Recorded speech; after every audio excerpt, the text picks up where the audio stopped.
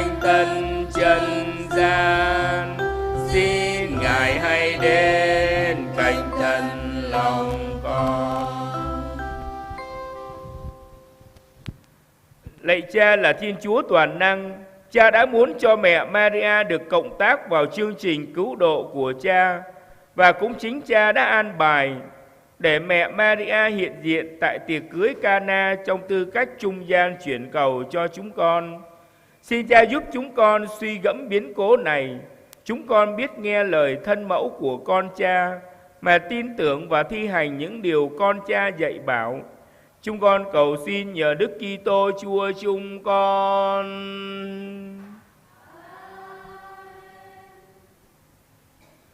Giờ đây mời cộng đoàn chúng ta cùng dâng lên mẹ những lời ca tiếng hát để bày tỏ những người tâm tình của những người con về bên mẹ.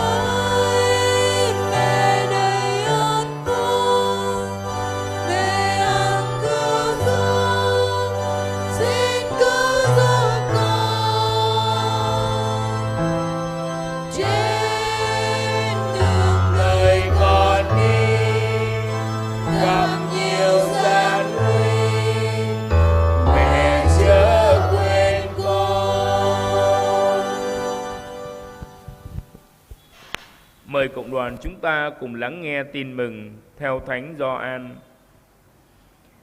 Ngày thứ ba có tiệc cưới tại Cana miền Galilee. Trong tiệc cưới có thân mẫu Đức Giêsu. Đức Giêsu và các môn đệ cũng được mời tham dự. Khi thấy thiếu rượu, thân mẫu Đức Giêsu nói với người: họ hết rượu rồi. Đức Giêsu đáp: thưa bà, chuyện đó can gì đến bà và tôi? Giờ của tôi chưa đến. Thân mẫu người nói với gia nhân: người bảo gì, các anh cứ việc làm theo. Ở đó có đặt 6 chum đá dùng vào việc thanh tẩy theo thói tục người Do Thái. Mỗi chum chứa được khoảng 80 hoặc 120 lít nước.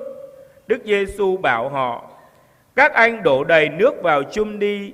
Và họ đổ đầy tới miệng. Rồi người nói với họ: bây giờ các anh múc và đem cho ông quản tiệc. Họ liền đem cho ông.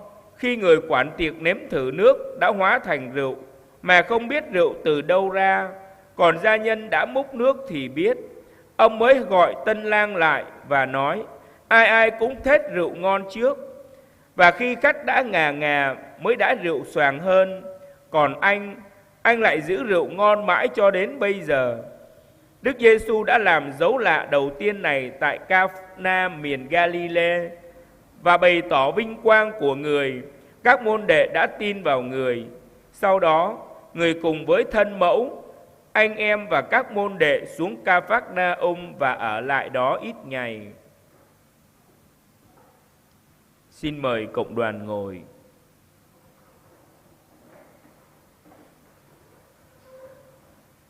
Họ hết rượu rồi. Lời của mẹ chuyển đến Chúa Giêsu khi tiệc cưới Ca-na đã rơi vào tình trạng hết rượu. Khi ông chủ buổi tiệc đã phải lo lắng, hình ảnh của ông chủ đại diện cho hình ảnh của con người trong mọi thời. Đang vui bỗng nhiên lại buồn, đang khỏe mạnh bỗng nhiên tai nạn ập đến, gia đình đang hòa thuận bỗng nhiên chồng con lại trở nên bất hòa. Cái tình trạng hết rượu đó chính là hình ảnh nói lên sự giới hạn của con người chúng ta. Trong bối cảnh ấy, tin mừng mời gọi chúng ta chạy đến với Đức Maria, đấng đầy ân sủng, cũng là đấng trung gian của ân sủng giữa Đức Giêsu và con người. Mẹ đã kết nối Chúa với chúng ta trong việc nhận lãnh và phân phát các ơn. Mẹ đã mau mắn nhận ra tình trạng của gia chủ và đến nói với Chúa Giêsu: họ hết rượu rồi. Mẹ Maria đã không đợi cho gia chủ phải lên tiếng, nhưng bén nhạy với sự túng cực, với những sự khốn khó của con người. Cho nên mẹ đã trình bày tình cảnh khó khăn của gia đình ấy cho Đức Giêsu với niềm tin tưởng cậy trông. Đồng thời, mẹ cũng đến với gia nhân để căn dặn họ và chỉ bảo họ phải nghe theo mệnh lệnh của Chúa Giêsu. Khi người bảo gì các anh cứ làm theo. Mẹ Maria như chiếc cầu nối để dẫn đưa gia nhân đến gặp Đức Giêsu, để tháo gỡ những khó khăn và mang lại niềm vui và hạnh phúc cho gia đình tổ chức hôn sự. Thực ra vai trò trung gian của mẹ Maria được biểu lộ rất sớm qua câu chuyện viếng thăm bà Elizabeth. Mẹ đã là trung gian mang lại niềm vui, ân sủng cho gia đình của bà chị họ. Vì chính nhờ lời chào của mẹ mà đứa con trong bụng nhảy mừng vì niềm vui gặp gỡ đón nhận ân sủng. Khi đã về trời, mẹ Maria vẫn không bỏ rơi đoàn con, nhưng tiếp tục thực hiện vai trò trung gian dẫn đưa đoàn con đến với mẹ qua những lần hiện ra. Nổi bật là câu chuyện Đức Mẹ Lộ Đức đã dẫn đưa chị Benedetta đến với lòng thương xót Chúa và nhận được ơn chữa lành.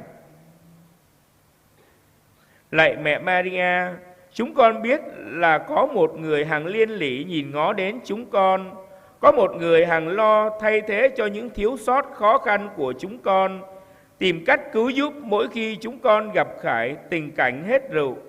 Xin cho chúng con biết vâng nghe theo lời chỉ dẫn của mẹ, biết chạy đến với Chúa Giêsu trong những lúc khó khăn sầu khổ, biết kiên nhẫn làm theo lời dạy của Chúa Giêsu trong tin mừng, để những điều lạ lùng có thể xảy ra trong cuộc đời, ngõ hầu, giúp chúng con có được những ơn lành cần thiết mà vượt qua khó khăn thử thách trong cuộc đời.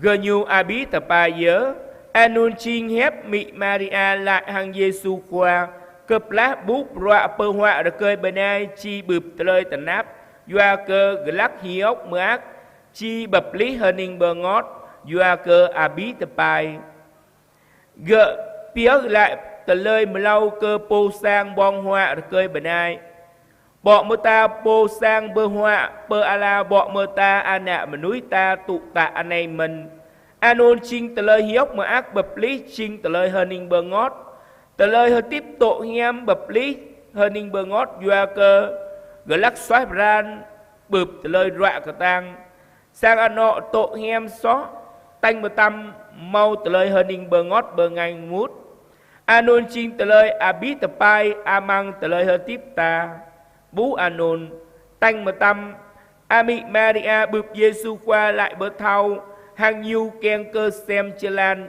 ru gum sang Anon Anon chinh ano hiam bịa mạ cập lá bú arang bụp tờ lời tờ nắp táp xem chê lan gum mà tâm doa cơ Ami Maria nhu chinh po hơ nông gum ru khôn chân nôm keng khắp Amang tum Anan Ami Maria mau Anan hiam bịa mạ bình per ai roa chốt eo chinh Ami Maria po bậc lái bờ xoái bình per ai roa xít nhớ khôn chân nôm mơ giang per an cơ Anan Ami Maria ane doa cơ nàng bơi hép ate ta thâu Ami Maria hờ nông hờ tách từ nghe hàng bình po bụp lời từ nắp táp hàng lông lăng bịa mạ từ lời mắc lạ roi lại rơi cơ ta thâu bú sang ano bong hoa cơ bờ nai cơ bá tập bài tanh mà tâm Ami Maria nào bụp Giêsu khoa đã mơ roi lại hàng nhu từ lời từ nắp sang ano anay chi bụp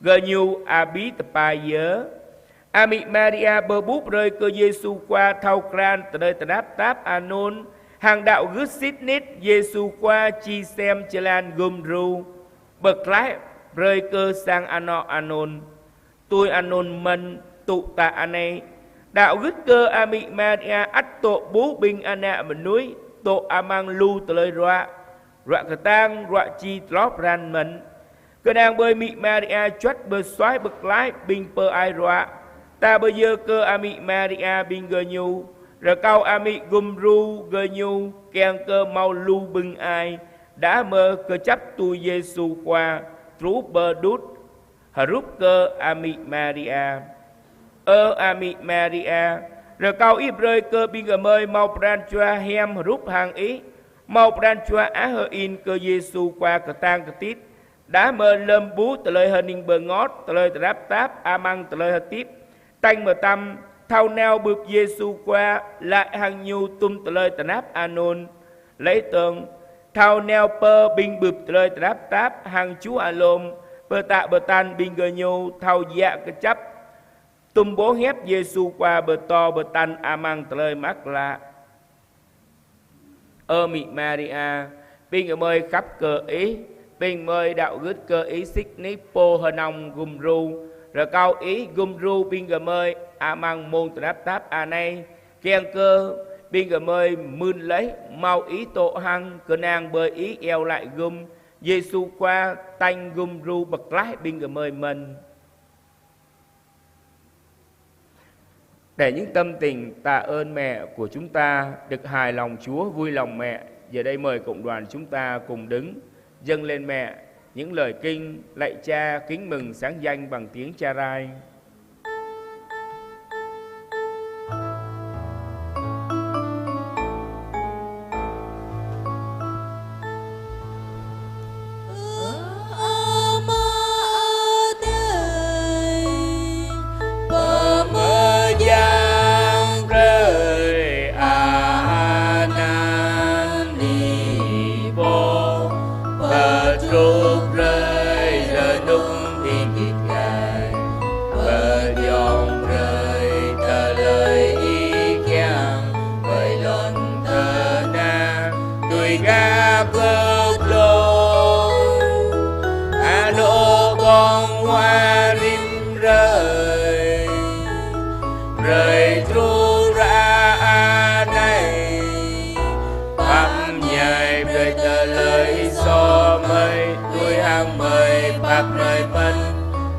Mình bộ so hằng mời năm lùi mời nơ bù măng cơ lời lồn sông bật lại mới mừng giang xăm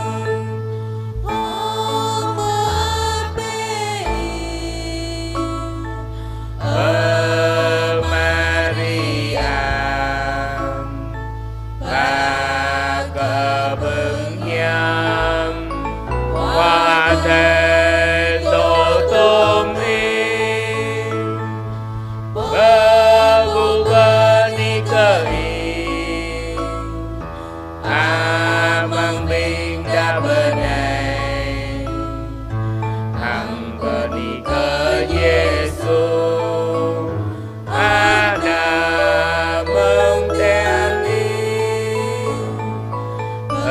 Maria menjam Ami wajang adan gieo lại với cơ mời đã mở núi xó xạc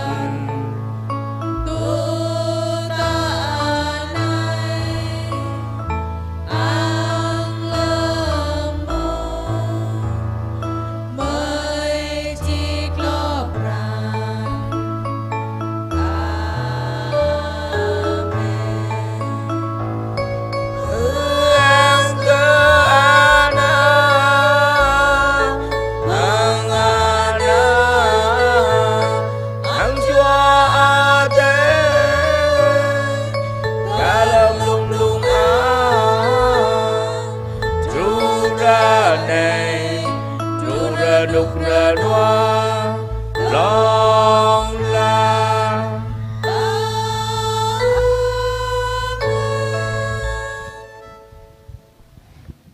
Giờ đây mời cộng đoàn chúng ta cùng hiệp ý với những người đến tạ ơn và xin ơn qua lời chuyển cầu của mẹ. Hiệp ý với những người tạ ơn.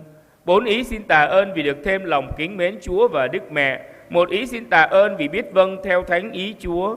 3 ý xin tạ ơn vì chữa bỏ tội lỗi và tính hư nết xấu. 2 ý xin tạ ơn vì được ăn năn trở về cùng Chúa. 2 ý xin tạ ơn vì bền đỗ đến cùng. 7 ý tạ ơn vì đi đường được bình an. 4 ý tạ ơn vì có công ăn việc làm. 5 ý tạ ơn gia đình sum họp hòa thuận thương yêu nhau.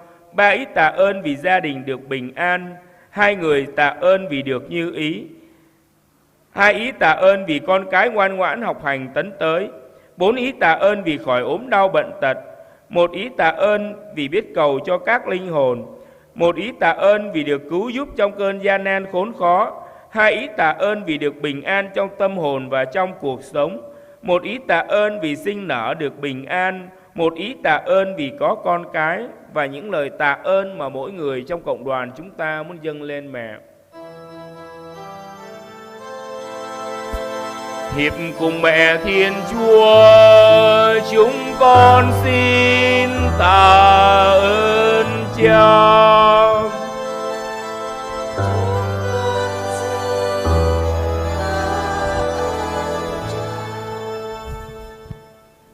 Anh em bình ta mút rom hang binh bô bani bưng, Reme cho bani bưng doa cơ bơ thim ran khắp qua giang ate hang ami Maria, năm cho bani bưng doa cơ thao mực hép qua giang ate, sa cho bani bưng doa cơ thao bơ dơ từ lời tiếp amang bra bơ com từ lời chan, sa cho bani bưng doa cơ hợp lóc loại lại hang qua giang ate, toa ban cho bani bưng doa cơ neo amang chelan rồi núp rồi noa, toa cho bani bưng doa cơ mau bra ma, sa cho bani bưng doa cơ tui mạc lại hình nữ arang dom. Bạ cho bani bưng doa cơ sang anọ pơ góp thao mút rom keng khắp. Bạ cho bani bưng doa cơ sang anọ rờ núp rờ noa. Sa cho bani bưng doa cơ tui pran. Toa cho bani bưng doa cơ ana sang ram đi tui. Hợp lúc sa cho bani bưng doa cơ lom roa noa. Sa cho bani bưng doa cơ dây mơ ác. Sa cho bani bưng doa cơ yêu lại rơi cơ binh bưng át choa. Cho ban cho bani bưng doa cơ gum ru lơm tần áp tần ông. Toa cho bani bưng doa cơ mau ana ba hang tum bình từ nơi bani binh ta keng bây giờ cơ mỹ Maria hani binh ta mút rom bây giờ từ nơi bani cơ mỹ. Hiệp cùng mẹ Thiên Chúa, chúng con xin tạ ơn Cha.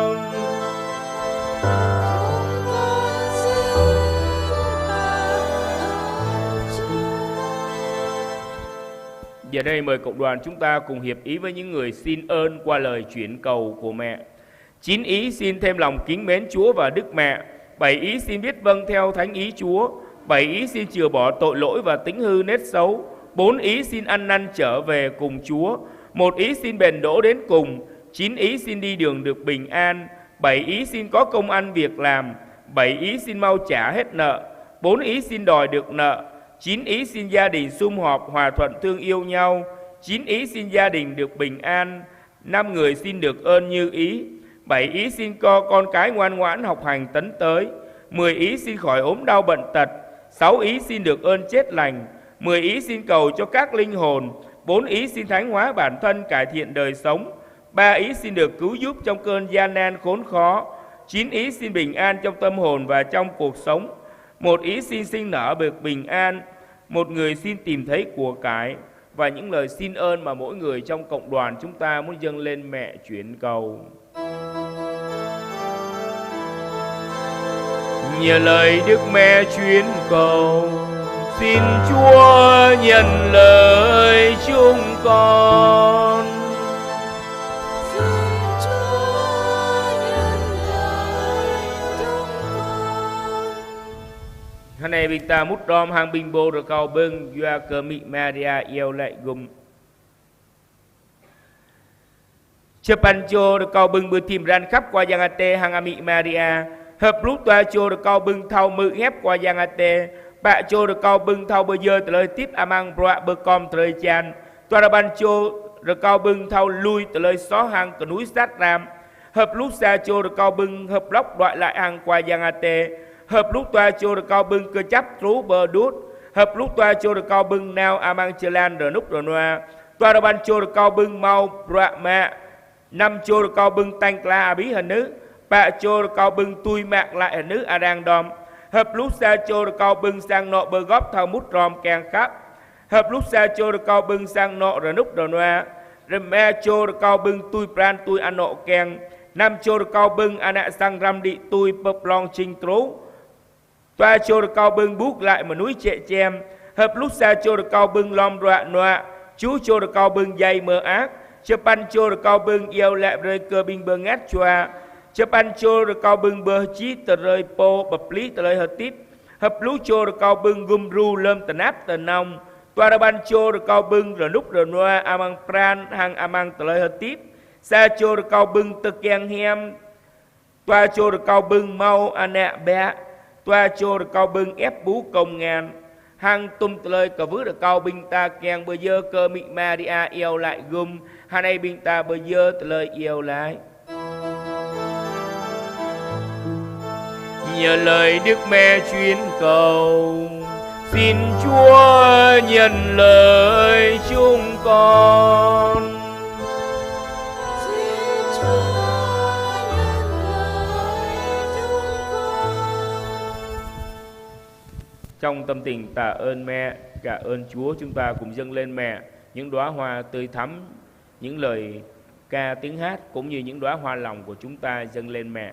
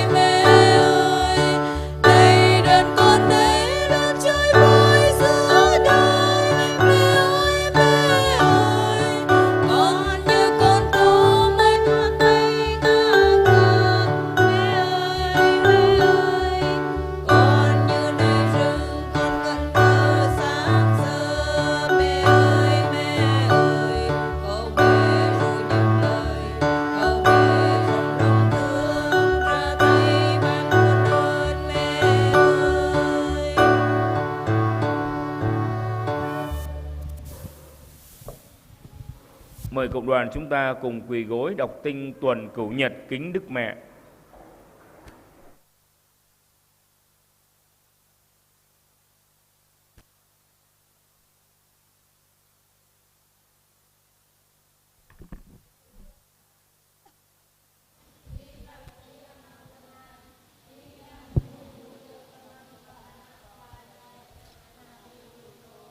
Samakar hang api bang menui menam kelak petop kenyupo amang tetai ya ke khoa yang pesit hang ya ke pran i khap chaka tu le hanun menui menam jing anak ba i sit pia yem i tui vor pit yap Yesu khoa lam chi kloh kron bai kayo parakal nyu chao